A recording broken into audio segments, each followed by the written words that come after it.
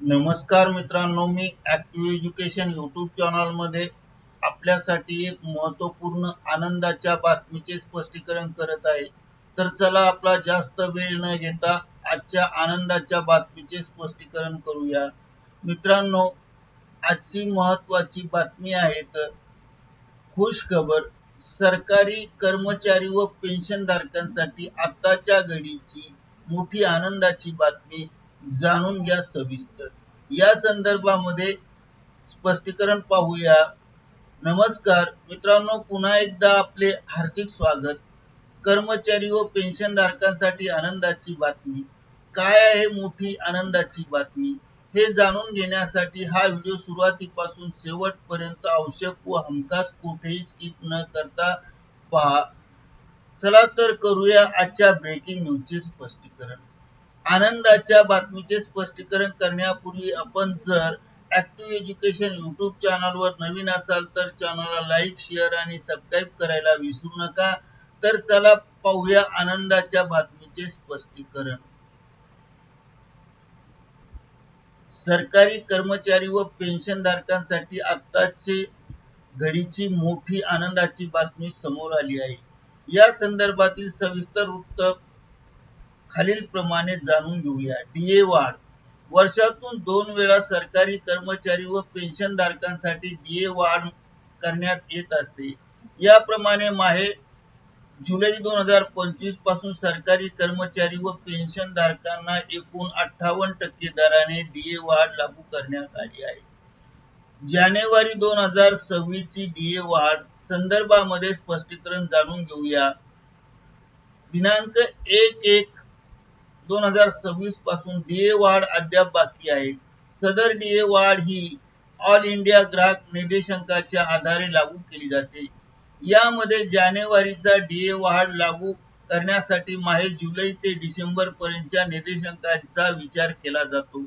सदर निर्देशांकाचा केंद्रीय कामगार विभाग मार्फत जाहीर केले जातात. नुकतेच कामगार विभागामार्फत डिसेंबर 2025 पर्यंतचे निर्देशांक जाहीर करण्यात आले आहे. यामुळे जानेवारी 2026 ची डीए वाढ निश्चित आहे आणि 2% डीए वाढ निश्चित आहे. ऑल इंडिया ग्राहक निर्देशांकाचा विचार केला असता 1/1/2026 पासून किमान 2% वाढ निश्चित झाली आहे. यामुळे सरकारी कर्मचारी व पेन्शनधारकांना 1/1/2026 पासून 60% दराने महागाई भत्ता फरकासह मिळणार आहे. राज्य सरकारी कर्मचाऱ्यांच्या घर भाडे, वाहन भत्ता यामध्येही काही मोठा वाढ होणार आहे. याबाबतची सविस्तर माहिती खालील प्रमाणे पाहूया. घर भाडे संदर्भात माहिती जाणून घेऊया. महागाई भत्ता 25% पार झाल्यानंतर घर भाडे भत्त्यामध्ये वाढ करण्यात येते. तसेच डीए चा दर 50% पार झाल्यानंतर नुकतेच घर भाडेचे दर 10%, 20% आणि 30% असे करण्यात आले आहेत. 7व्या वेतन आयोगानुसार विचार केला असता घर भाडे भत्त्याचे दर महागाई भत्त्याच्या 75%चा आकडा पार केल्यानंतर सुधारित करण्यात येईल. परंतु 1/1/2026 पासून 8व्या वेतन आयोग लागू करण्यात येणार असल्याने घर भाड्यांचे दर देखील सुधारित करण्यात येईल व सुधारित दराने घर भाडा मिळेल. त्याचबरोबर आपण वाहन भत्त्याची माहिती जाणून घेऊया. वाहन भत्त्याच्या संदर्भात पुढील प्रमाणे एप्रिल 2025 प्रमाणे वाहन भत्त्याचे दर सुधारित करण्यात आले आहेत. यानुसार आता इराण युद्धामुळे इंधनाचे दर मोठ्या प्रमाणात वाढले आहे. यामुळे वाहन भत्ता दरामध्ये सुधारणा करण्याची मागणी केली जात आहे.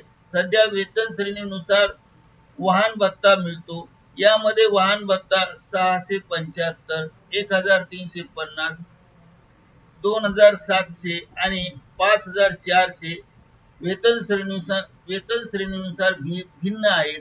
सध्या इंधनाच्या किमतीमध्ये एवढ्या मोठ्या प्रचंड वाढ झाली आहे की वाहन भत्त्यामध्ये वाढ करावी अशी मागणी केली जात आहे.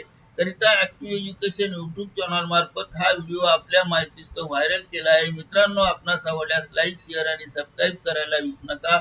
धन्यवाद. Thank you very much.